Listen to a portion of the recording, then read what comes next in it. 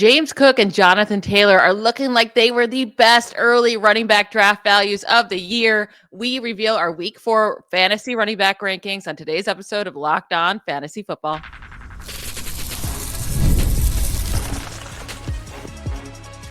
You are Locked On Fantasy, your daily NFL fantasy podcast. Part of the Locked On Podcast Network, your team every day.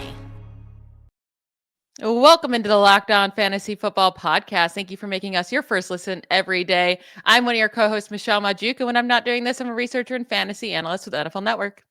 And I'm your other co-host, Vinnie Iyer. When I'm not doing this, I'm writing about NFL fantasy and betting for sportingnews.com. Today's episode is brought to you by FanDuel. Right now, new customers can bet just $5, and if your bet wins, you'll get $300 in bonus bets to use across the app. We are getting into our week 4 fantasy running back rankings today. We already did our quarterback and tight end rankings on yesterday's show. So if you missed that, go listen to it. Starting right up at the top, I'm sticking with Christian McCaffrey. His usage in the passing game is amazing. If he starts getting it together on the ground too and starts scoring some more rushing touchdowns, it'll be huge for him. But gets Jacksonville, love the matchup. You have him at number 4, but obviously if you have Christian McCaffrey, you're plugging him in. Same thing with guys like Bijan Robinson and Derrick Henry and Jahmyr Gibbs. We have those guys all in our top 7 with Saquon Barkley as well this week. Now, you have Jonathan Taylor at number 1. He has been fantastic. He's been killing it, and a little bit harder of a matchup against the Rams, but who cares? Jonathan Taylor has been great. What I want to talk about, though, is James Cook, who we both have top 3 this week. You have him number 2. I have him number 3. The Bills get the Saints. The only worries is that they go up too much too soon, and he gets to rest the second half. But I mean, he's just going to destroy the Saints defense, and we expect the Bills offense to go off on the Saints. Yeah, he went off in a blowout against the Jets, so I'm not too worried because they're not forcing in other guys like we may have thought. Like, you're not seeing Ray Davis or anything like that clean up behind him. You're just seeing him being the starter, the finisher, the pass catcher, and the closer. And look, maybe it was one of those preemptive things where they paid him up to one of the league's highest paid running backs and say, hey, if you're going to get that much money, we're going to use you in a feature type role without a doubt. And he's been spectacular. It also helps that Josh Allen moves the ball, so they're always in position to score and make big plays. So Cook is getting it done without much receiving here. They are playing the Saints this week. I think they were starting at 12.5-point favorites. It still could be around that number. It's at home. They should blow out the Saints. The Saints have been okay against the run, but that's not something you worry about too much in this game. They should stomp them. James Cook is on a roll here. Look, we didn't think some of these games early out of the gate were going to be so nice for him, but they have been. And we're really loving James Cook at this point. The usage can't be beat here. He's ascended to a really top fantasy performer.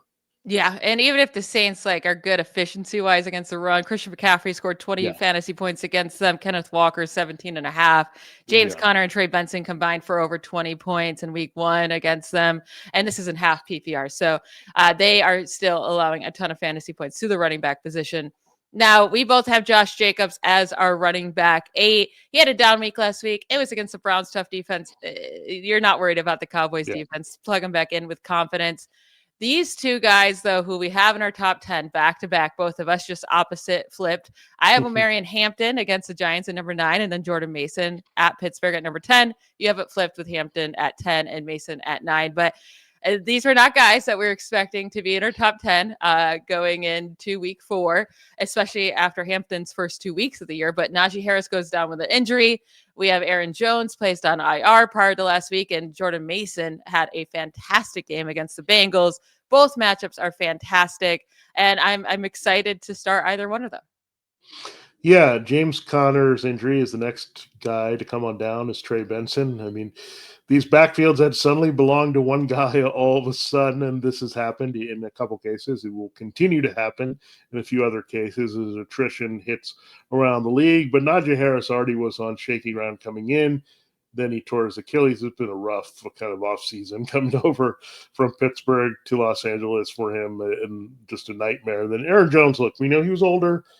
When these backs get older and they have some volume, you want to speculate behind them. Jordan Mason was a great almost too easy speculative ad here behind Aaron Jones, and it's worked out better than we imagined. And we'll see if they want to work in Cam Akers, but right now he's not even close to being a key factor. They keep bringing him back, maybe because he knows the offense, but Mason against the Steelers. This is the early game in Dublin. Make sure he sticks in your lineup there at 9:30.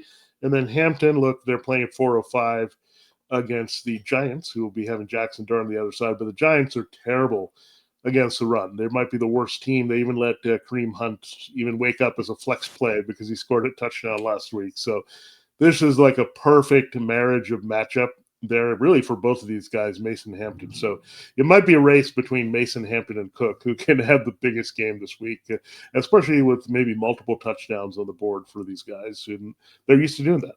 Yeah, I have one league where I have Hampton and Mason, and they're both going in my lineups over some guys that you would have thought you'd be playing over them for sure. Now, Breece Hall, you have him at running back 11, and I get it because he's playing the Dolphins, and the Dolphins are another really bad team at just defense all around, but also stopping the run.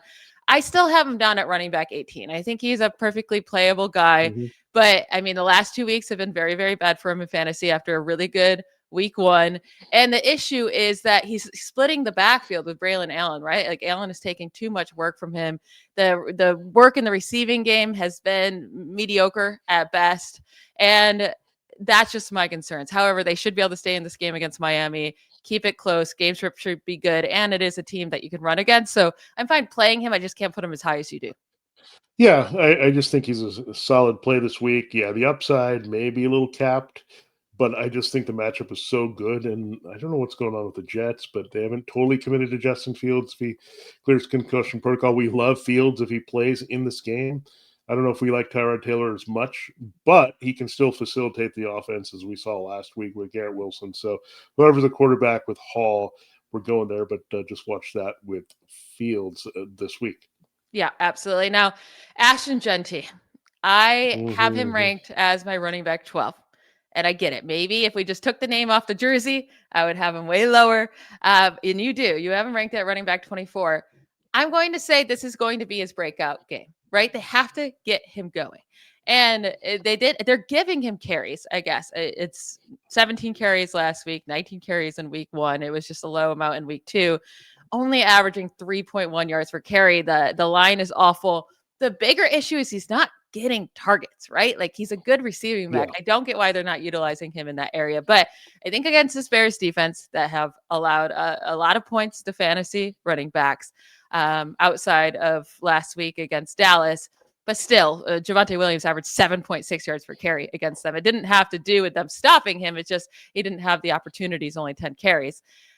I think this is the game Asthon Jeanty gets going. And we saw Omarion Hampton struggle for the first 2 weeks, got the work, and he got it going, and he looks much better. I think that's what we see out of Jeanty. So I'm putting him as running back 12, and I'm taking a leap of faith here.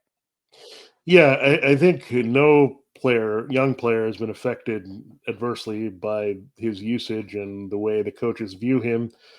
Maybe other than Brian Thomas Jr., who has been Shane Waldron over there with the Jaguars, just not being used in the right way.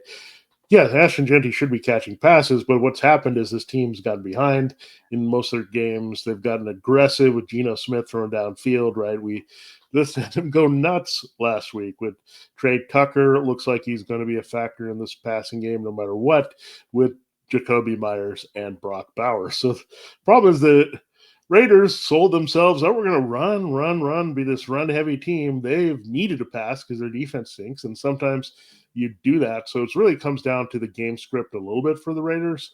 They don't want to get too far behind the Bears because you're right. The pass catching, I should say, hasn't been there. I'm tripping over those, but so is Jeanty. That role has not really been there, which we really counted on for him to be that high of a pick, right? He was going to be the complete back.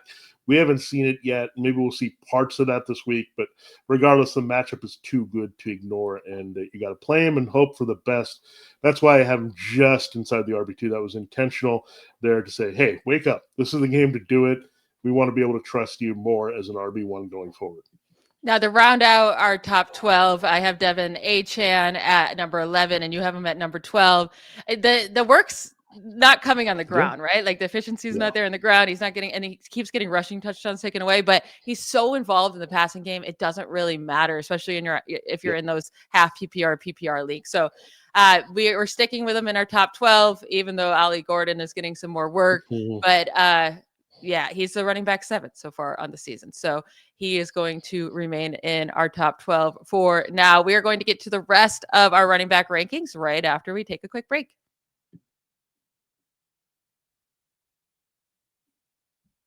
This episode of Locked On Fantasy Football is brought to you by Mazda. Mazda crafts cars for those who do more than simply move. Mazda delivers confidence with every ride with more IIHS top safety pick plus awards than anyone else as of August 2025. From footwork to breathwork, athletes sweat all the details. Mazda brings the same attention to how we craft every model. With all-wheel drive standard and every crossover SUV, you could drive with confidence through almost any season. Like our players, we sweat every detail because when you make every move count, impossible becomes irrelevant. Mazda, move and be moved. Continuing our running back rankings, one guy we did not mention in our top 12 was Travis Etienne. And I want to talk about him because you have him a little bit higher than me at running back 15. I have him at running back 19 against the 49ers. It feels like after week 1, the production keeps going down and down a little bit, right? Like last week, we saw him just have 56 yards, 3.5 yards per carry. Bashal Tutin keeps taking some goal line carries and a touchdown, even though Etienne still came up with a rushing touchdown. The receiving work also hasn't been there much for him this year. So we're really counting on those carries and the rushing touchdowns. That's why I have him a little bit lower, but he's still been, 3 solid weeks of fantasy points. You can still play. Yeah, it's a double-edged sword here because partly Etienne has to be their offense because the way that Trevor Lawrence is playing, and he's just not playing well. And talk about Brian Thomas Jr., this is part of it. Their passing game cannot get going. So I think teams have kind of looked at that a little bit more to say that Etienne is really the one guy you stop, and this Jaguars offense is going to get sputtering on its own. So there's something there, right? The 49ers are a tougher matchup, but Etienne is always a play because the volume he's now going to get with no Tank Bigsby, and Tutin is just more of a change of pace type guy. The matchup is rather tough, even without Nick Bosa in there. The 49ers are tricky. They can also cover backs pretty well, and Etienne hasn't had a big role there. But he's still an RB2. I mean, the volume alone, this production, the best chance to score of any Jaguar on this team is Etienne in this game. So, yeah, you keep playing him. You just temper your expectations this week. Yeah, 2 guys that we agree on this week, Bucky Irving and Kyren Williams. I have Bucky Irving at 13 and Kyren at 15. You have Kyren at 13 and Bucky Irving at 14. But one running back that we're pretty different on is J.K. Dobbins against the Bengals. I have him up at running back 14, and you're pretty low on him this week at running back 23. He is a running back 10 on the season so far. He's scoring more points per game than guys like Derrick Henry, Saquon Barkley, Kyren Williams, Josh Jacobs. He has a touchdown every game this season. The Bengals just allowed 2 rushing touchdowns to Jordan Mason in week 3, and then 2 rushing touchdowns to the Jaguars running backs in week 2. So I don't see a reason why he wouldn't score again in this game. And he clearly, he has a strong hold as the lead back in this Broncos backfield.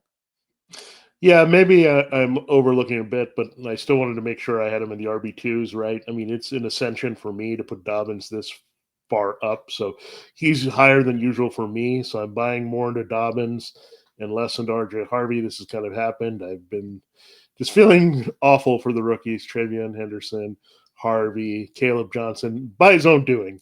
He is not getting out there on the field. Didn't even touch the ball last week or didn't even get any snaps. So, look, Dobbins is the guy for now, but we also know Dobbins can run himself into the ground and get hurt. That can happen at any point here. But while he's healthy, you keep playing him. And look, right now, Harvey's not playable. Dobbins is. And the game script should lead to Dobbins being just fine this week. It's just a matter of can he keep that touchdown mojo this week for a 4th straight week. Now, we both have Kenneth Walker at running back 16, and then David Montgomery comes in at 17 for me, even in a tough matchup against the Browns. But your running back 17 was quite shocking. It's Tony Pollard. He gets the Texans. This is the highest sure either of us have had him ranked throughout this year. I have him still ranked at running back 30. Now, he is getting so many snaps. He leads all running backs in the league in team percentage of snaps and touches. But what I mean, the fantasy points haven't really came, though, right? Because this offense is so bad. So what gives you the confidence to put him so high this week? Well, I think they're going to not be totally out of the game against the Texans. The Texans' explosive offense simply is not there. So Tony Pollard is going to get some touches pretty much wire to wire in this game. Look, I just don't see the Texans being all that good of a team right now. And I think they can be had and exploited a little bit. And Pollard is the volume guy, right? I think they need to lean on him more. Cam Ward threw a pick six early in the game last week. So their offense has to be a little bit more about Pollard going forward to take pressure off this limited pass game, to be honest with you. There's not a lot going on here with Cam Ward. So I think they got to run Pollard a little bit more. Again, the Texans are kind of in between, right? They're not necessarily a dominant run defense. They're not the leakiest, but if you get a guy going, I definitely think with the momentum Pollard gets, like he's a guy that's built on volume, right? As he increases that volume, he's a little bit better as the game goes on, a little bit more explosive. So that's why I'm trusting him this week. Again, I think the game script for change is going to be pretty even. That's going to get Pollard the touches he needs. Yeah, he's definitely going to get the touches, right? It just can this offense get going? Can they get him any more scoring opportunities? But they are changing play callers, so maybe there is hope there in Tennessee. Now, Jaylen Warren is sneaking into our running back 2 territory. We both have him inside our top 24. I have him at running back 21. You have him at running back 22. He saw a career high 80% of team snaps in week 3. His snaps and touches have gone up each week this season. He's a running back 17 in fantasy points per game so far this year. And the Vikings, they shut down the Bengals run game, but in week 2 against the Falcons, they allowed a ton of points to Bijan and Algier combined, with over 33 points combined. So not too worried about the matchup. And he's looking good too. Like, he actually is running hard. He looks really good. He's involved in the passing game. So I think he's an automatic running back 2 star if you roster him. Yeah, he's pretty much like Devin Achane. Like, he's going to get his numbers through something, right? Through the receiving game, even if he's not getting the job done with the rushing. He's just seeing too much work there from Aaron Rodgers as a receiving target, where all compiles and comes together as a very nice day. And he doesn't necessarily need to score to yield you that RB2 value. That's kind of like a nice thing where you kind of can count on exactly what his role is going to be. Right now, look, if you're on the side of Warren over Johnson, you're winning this a lot. Warren does have durability issues, so watch that later. Don't totally forget about Johnson. Again, if someone has dropped him in your league, it's not a bad stash if you're a Warren manager at this point. So something to keep in mind. But I think as long as Warren's out there and doing his thing, he's going to have the key touches because he's the veteran, and that's where Mike Tomlin likes to lean, especially Caleb Johnson might need weeks to recover from that kickoff return mistake. Yeah, and then, like, Kenneth Gainwell looks good too. So if Warren were to go down, it might also be go to Gainwell instead of Caleb Johnson. Absolutely. Now, 2 other young running backs we are getting into our top 24 this week, and it's Quinshon Judkins starting here, going into his 3rd NFL game against the Lions. In his 2nd NFL game, he looked really, really good against the Packers. 18 carries, 94 yards, and a touchdown.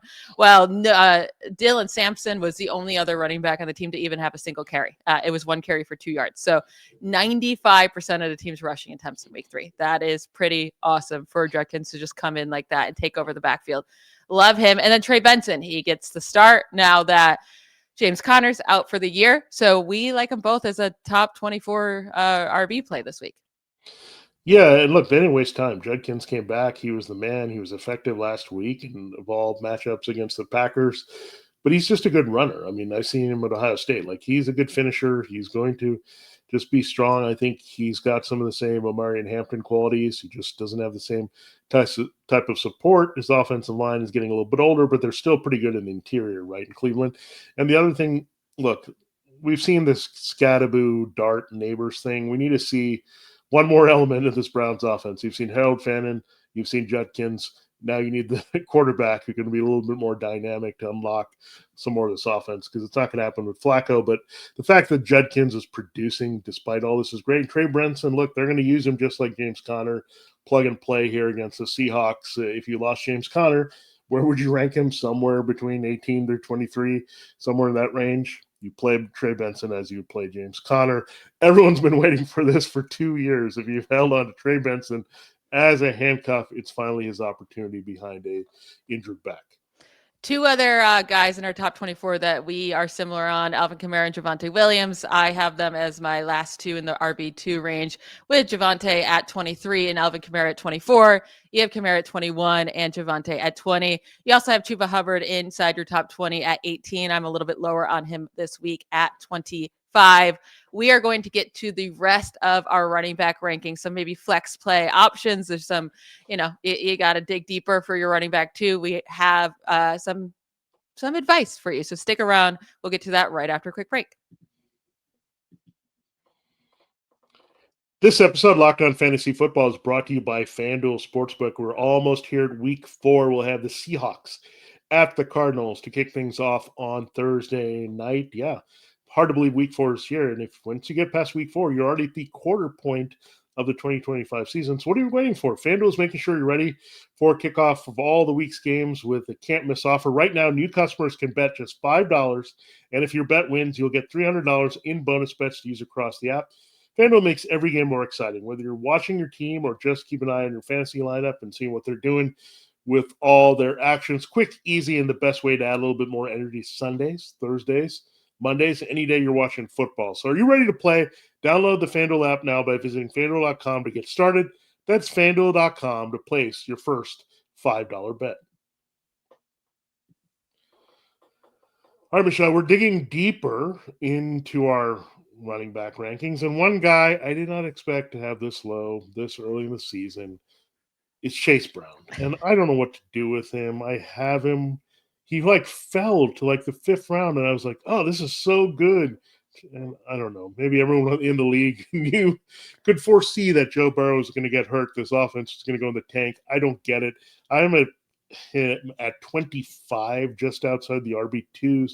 You're pretty low on him this week as well, 29. So I guess we don't have much faith in him this week against the Broncos defense. Yeah, I really want to sit him if you can. I get it. He was an early pick. Maybe you can't. Maybe you don't have better options. But, if you were able to grab Trey Benson, or you have Quinshon Judkins, or even a Cam Skattebo type, anybody else that you're able to grab that's been having some value, I would like to play over Chase Brown, because he's averaging 7.9 points per game so far this year, and it just keeps getting worse each game.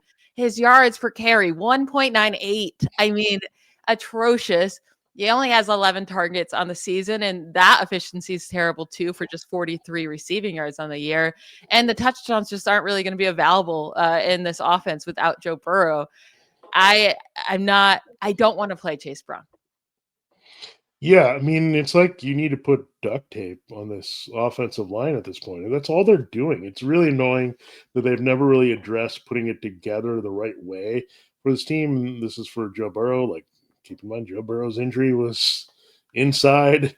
Chase Brown's struggles are inside. I think they were counting on the inside to be better. The tackles are already subpar, right? So now their entire offensive line stinks. And when you have a quarterback who can't create and make big plays, just a lesser quarterback overall, this just stinks. We don't even get the checkdowns, right, from Chase Brown. You thought at least he's going to get some garbage catches that way. That didn't happen last week. Look, you can do some stuff against Denver. Denver's not a total shutdown run defense, so maybe you have a little success, maybe gets a cheapy touchdown or something to save his value, but that's your best bet right now. One guy I'd actually rather play over him is TreVeyon Henderson, because I think he's ready to take over this backfield in New England. Now, we don't know for sure if he's going to do that, so we can't rank him too high. But I have him running back 27. You have him running back 28. It's a good matchup against the Panthers. But, I mean, Ramondre Stevenson has now fumbled 9 times since the start of last season. And the whole reason they lost this game against the Steelers was because Ramondre Stevenson couldn't stop fumbling the ball. They lost 2 fumbles because of him. They have to go to Antonio Gibson. He instantly loses a fumble too. And Stevenson has had this issue throughout his career, but also has Antonio Gibson. I mean, it was a big reason he wasn't able to take over in Washington, because he had those fumbling issues. So Henderson saw a career high 34 snaps last week, career high 11 rushing attempts, and a career high 14 touches. And he led the backfield in all 3 of those metrics. The Patriots have a really great upcoming schedule, and this is a great matchup for him right here. So I do think that if he gets the opportunity, which I hope he does, and the team should be looking at him, then he'll have a good game. Yeah, I mean, it's the Josh McDaniels Patriots backfield. Here we go again. We're on this train of not exactly knowing. We're hoping, we're thinking. We would say logic says get Henderson the ball a lot more often in this offense. Let's hope that's the case because the matchup is good enough against the Panthers. Look, Bijan Robinson still had some yardage success against them last week. I know there were 0 points on the board, but you can move the ball on the ground with a versatile running back, and Henderson can do that. Now, David Montgomery.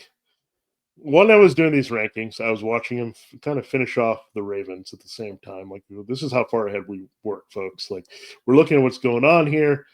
And I was like, he hasn't done all that much. And I put him down in the rankings almost to say, look, he had a huge game last week, but the Ravens' run defense stinks right now. This is a terrible run defense, the worst in the league. What are the Browns? The best in the league against the run. So you're going from the worst, probably a ceiling game of the year with all those long runs and touchdowns, to maybe his lowest floor game of the year. I just think that could happen, right? That's how bad the matchup is. I think Jahmyr Gibbs can work out of it because he can run outside, he can catch passes, they can design things to get him going. But that's why I'm low on David Montgomery. I think he falls to a flex play category for me versus the usual RB2 that I want to look at. I do think that's fair. I'm still sticking with him as RB17. And I would have him higher than that if it wasn't such a hard matchup. He's been the running back 8 on the season right now, only 3 spots behind Jahmyr Gibbs. And that the Lions offensive line is just cooking right now, and that offense is cooking, and they're home. Yeah. So the Browns defense is much different on the road than at home. So yeah, definitely. I'm not as worried. Now, what do we do with the Commanders running backs? Because last week we were real excited to start Bill Krosky Merritt, but he plays just 39.7% of the snaps. None of these running backs play over 40%, but also none played less than 25, right? So they're all on the field pretty equally here. And it was Chris Rodriguez who led the team in rushing attempts, but it was Krosky Merritt and McNichols who got the rushing touchdowns. Now, Krosky Merritt did get both of the goal line carries, right? And scored on one of those. I don't know. I don't know what to do with this backfield. If I'm going to play one of them, it's going to be Bill Krosky Merritt, but I'm not like pumped to play him anymore now that I see how they're going to utilize this backfield, at least at this time. Yeah, and you should have some different options now that are in play, right? I mean, for some people, Trey Benson's there. You have Judkins, you have Skattebo. You have a lot of people that were in play just a little while ago with running back. So they are starting to have more appeal, right? Even Henderson is going to start to have more appeal than this situation here. Because look, I look at this, it's going to be split, it's going to be random, it's going to be situational. Jeremy McNichols scored on a big play. You have Chris Rodriguez, he got a bulk of the work early, then he disappeared from the game for a while, then came back. He capped at 39%. He didn't score, but he had the most touches. So I think Cliff Kingsbury is just going to be fickle. He's going to be situational, but it's not going to have any rhyme or reason here the way they're going to approach it. I think Bill is still their best running back. Let's just be honest here. I mean, he did still score last week, but that's maybe too much what you're counting on. And Atlanta's actually a decent run defense, so maybe it's a situation to avoid for this particular week. Now, Cam Skattebo is a guy that we agree can be a good flex play this week. And we both have him. Or you have him at 27. I have him at 28. Tougher matchup against the Chargers, but he looks really good. We have Tyrone Tracy down with an injury, so he's going to get a ton of work. Let's hope Jackson Dart can make this offense look better. But I prefer Skattebo over guys like Chase Brown and Bill Krosky Merritt and Ramondre Stevenson, Nick Chubb this week. Now, 2 guys I wanted to ask you about that maybe you consider playing over the guys that are struggling. Ollie Gordon and Woody Marks. So 2 later drafted running backs. Ollie Gordon's been getting, that powerhouse work for the Dolphins. They need that bigger back, right? And getting the goal line work as well, because they've been so bad around that area. And Achane just can't really get into the end zone too well as a rusher. But Gordon has found success. Or Woody Marks, whose snaps are increasing, and that offense desperately needs like a spark, right? Like it's not Nick Chubb. So would you go with either of these guys this week if you're desperate? Yeah, I would think about it. I mean, Ollie Gordon has a little bit more appeal because we just saw evidence that he can score in that situation, and you figure the Dolphins should move the ball against the Jets on Monday night. They're at home, right? So that's also going to help. So if they can't move the ball against the Jets, there's some serious problems. But they started to move the ball last week against the Bills, so that's some sign that they were coming to life. And they're at their best when HN isn't just the guy, right? And we saw just a couple years ago, Raheem Mostert went nuts. I don't think you're going to get 20 touchdowns from Ollie Gordon in this offense anymore, but you can get a few here and there. And again, we're talking about flex play here, deeper league flex plays that you're going to look at. And I think Gordon is perfectly fine with that. Now, Woody Marks, are we a week too early? I'm not sure because they're playing, I believe, the Ravens next week, whose run defense has been pitiful of late. So maybe they can unleash him a little bit more this week and then get him going next week. Jacksonville, however, is not the scariest of run defenses where you could put him out there as well. So I think in terms of, hey, what's working now that we've already seen, you go with Gordon, but be prepared for Marks. You might want to stash him ahead of next week and some matchups to come. Yeah, and we'll see if Joe Mixon's going to he'll be eligible to come off IR after this week, but we don't know yet if that's going to be the case. That will be it for today's episode. I want to thank you all for making Locked On Fantasy Football your first listen of the day. For your second listen, get a double dose of the Locked On NFL podcast. Tyler the Man Rowland gives you a shot of espresso to start your football day, while Tony Wiggins takes you into the barbershop for the smoothest breakdowns to end the day. Find Locked On NFL on YouTube or wherever you listen to podcasts. We'll be back tomorrow revealing our wide receiver rankings for week 4. So don't miss that. Subscribe to us if you're listening on YouTube. Give us a nice little review if you're on audio platform. Have a great night. Bye, y'all.